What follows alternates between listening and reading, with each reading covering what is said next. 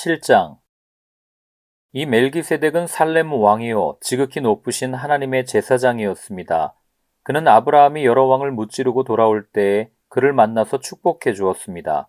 아브라함은 모든 것의 10분의 1을 그에게 나누어 주었습니다. 첫째로 멜기세덱이란 이름은 정의의 왕이라는 뜻이요.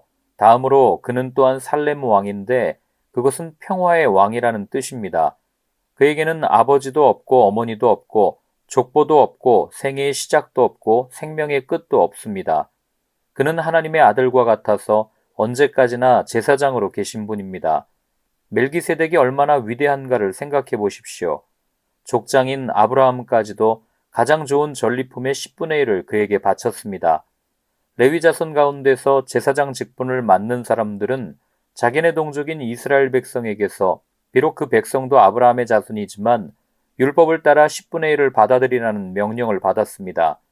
그러나 멜기세덱은 그들의 족보에 들지도 않았지만 아브라함에게서 10분의 1을 받았고 하나님의 약속을 받은 그 사람을 축복해 주었습니다. 두말할 것 없이 축복은 아랫사람이 윗사람에게서 받는 법입니다. 한편에서는 죽을 수밖에 없는 사람들이 10분의 1을 받고 다른 한편에서는 살아계시다고 입증되시는 분이 그것을 받습니다. 말하자면 10분의 1을 받는 레위까지도 아브라함을 통해서 10분의 1을 바친 셈이 됩니다. 멜기세덱이 아브라함을 만났을 때에는 레위는 아직 자기 조상 아브라함의 허리 속에 있었으니 말입니다. 그런데 이 레위 계통의 제사직과 관련하여 이스라엘 백성은 율법으로 지령을 받기는 하였습니다. 그러나 만일 그 제사직으로 완전한 것이 이루어질 수 있었다면 아론의 계통이 아닌 멜기세덱의 계통을 따른 다른 제사장이 생겨날 필요가 어디에 있겠습니까? 제사직분에 변화가 생기면 율법에도 반드시 변화가 생기기 마련입니다. 이런 말이 가리키는 분은 레위 지파가 아닌 다른 지파에 속한 분입니다.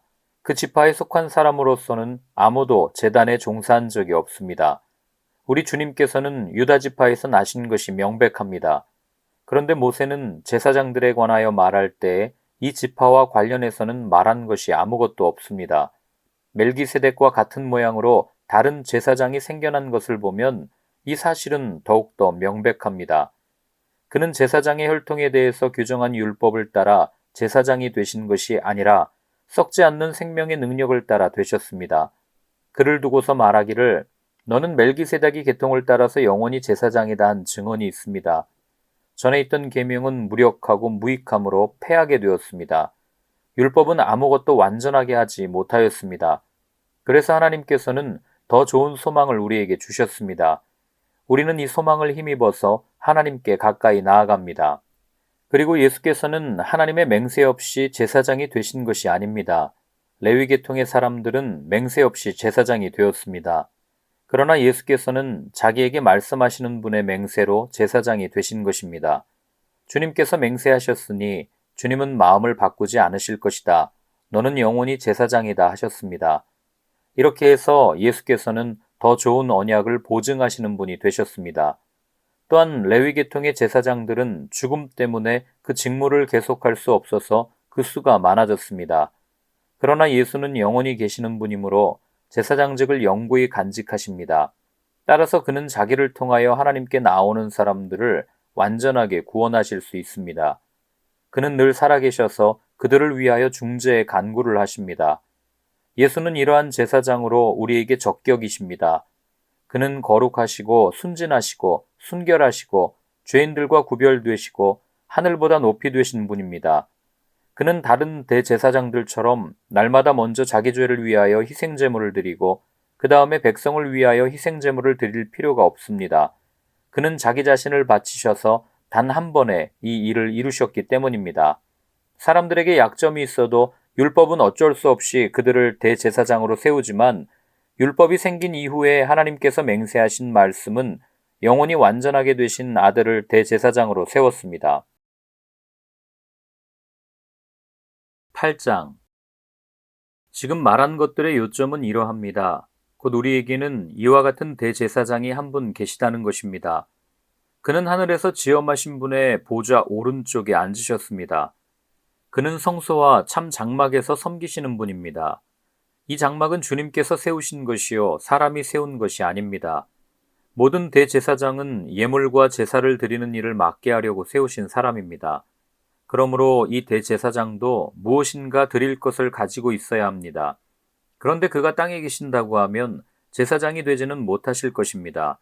땅에서는 율법을 따라 이미 예물을 드리는 사람들이 있기 때문입니다. 그러나 그들은 하늘에 있는 것들의 모형과 그림자에 지나지 않는 땅에 있는 성전에서 섬깁니다. 모세가 장막을 세우려고 할 때에 너는 명심하여 내가 산에서 내게 보여준 그 모형을 따라 모든 것을 만들어라 하고 말씀하신 하나님의 지시를 받은 것입니다. 그러나 이제 그리스도께서는 더욱 훌륭한 직무를 맡으셨습니다. 그가 더 좋은 약속을 바탕으로 하여 세운 더 좋은 언약의 중재자이시기 때문입니다. 그 첫 번째 언약에 결함이 없었더라면 두 번째 언약이 생길 여지가 없었을 것입니다. 그런데 하나님께서는 자기 백성을 나무라시면서 이렇게 말씀하셨습니다. 주님께서 말씀하신다. 보아라, 날이 이를 것이다.